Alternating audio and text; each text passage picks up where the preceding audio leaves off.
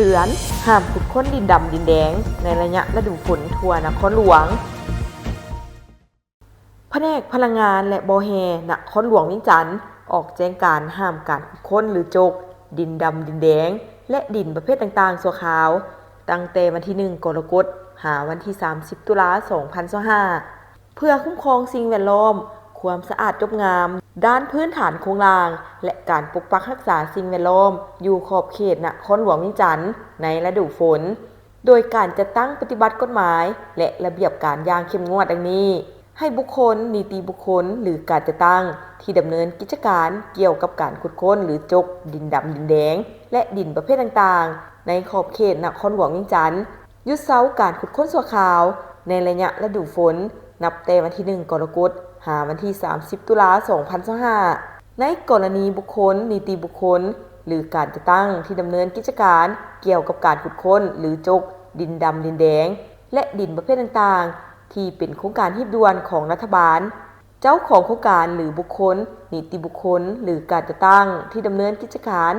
ต้องประกอบเอกสารเสนอถึงแผนกพลังงานและบแฮนครหลวงเวียงจันทน์เพื่อค้นคว้าพิจารณาตามระเบียบการในกรณีพบเห็นบุคคลนิติบุคคลหรือการจัดตั้งที่ดำเนินกิจการขุดค้นหรือจกดินดำดินแดงและดินประเภทต่างๆในระยะฤดูฝน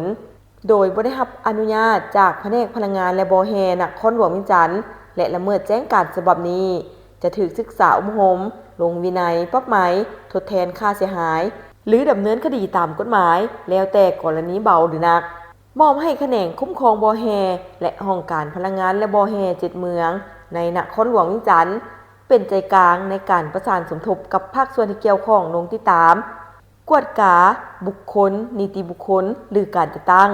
ที่ดำเนินกิจการเกี่ยวกับการขุดค้นหรือจกดินดำดินแดงและดินประเภทต่างๆเพื่อไล่เลียงคืนจำนวนปริมาตรที่ได้ขุดค้นจำหน่ายและการปฏิบัติพันธะทางด้านการเงินเข้างบประมาณรัฐแล้วสั่งรวมรายงานให้แผนกพลังงานและบแฮนครหลวงเวียงจันทน์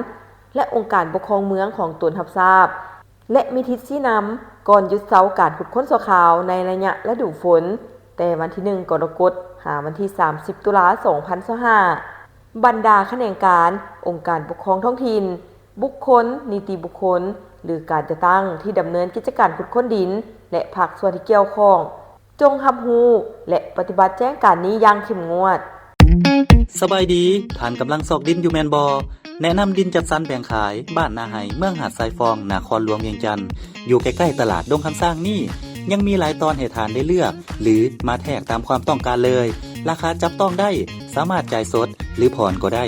ดินงามทำเลดีเขตชุมชนเส้นทางลักส่วนหลายเป็นคอนกรีตทั้งหมดไปวิทยาลัยดงคำสร้างตลาดครัวมิตรภาพลาวไทยก็สะดวกสบายเหมาะแก่การปลูกสร้างที่อยู่ห้องเซาสร้างเก็บสินค้าหรือซื้อไว้เก็งกำไรในอนาคตยิ่งดีโครงการพวกเฮามีทางปูยางกว้าง6เมตรมีน้ำประปาไฟฟ้าพร้อมของแถมดินจีซีมังเสาหัวที่สำคัญได้ใบตาดินขอบทองจ่ายก่อน 30% เข้ามาปลูกสร้างได้เลยสนใจสอบถามที่เบอร์